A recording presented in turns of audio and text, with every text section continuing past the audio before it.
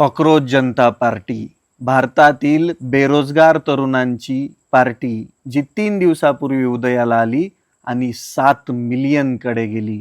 हो, 7 मिलियन लोकांनी आतापर्यंत कॉकरोच जनता पार्टी जॉईन केली आहे. कारण काय?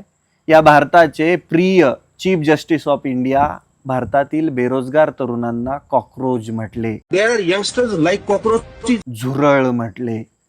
इथल्या सिस्टीमचं फेल्युअर आहे ते. भारत देशामध्ये बेरोजगारी वाढत आहे. व्यवस्थेच्या विरोधामध्ये मनामध्ये उद्रेक तयार होतोय.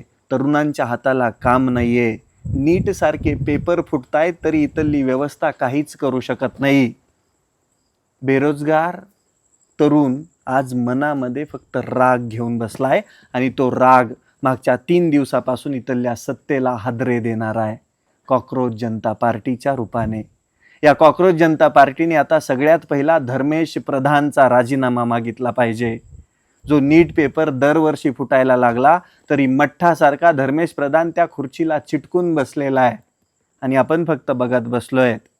हा उद्रेक जो आहे हा राजीनाम्यामध्ये रूपांतरित झाला पाहिजे. हे सगळ्यात पहिलं यश असणार या बेरोजगारांच्या पार्टीचं, कॉकरोच जनता पार्टीचं. पण एक मात्र नक्की आहे, या भारत देशात रिव्होल्युशन येणार. तरुणांचा देश तरुणांच्या हातामध्ये येणार. बेरोजगार लेकरांच्या हाताला काहीतरी काम लागणार, हे नक्की आहे. जिंदाबाद कॉकरोच जनता पार्टी.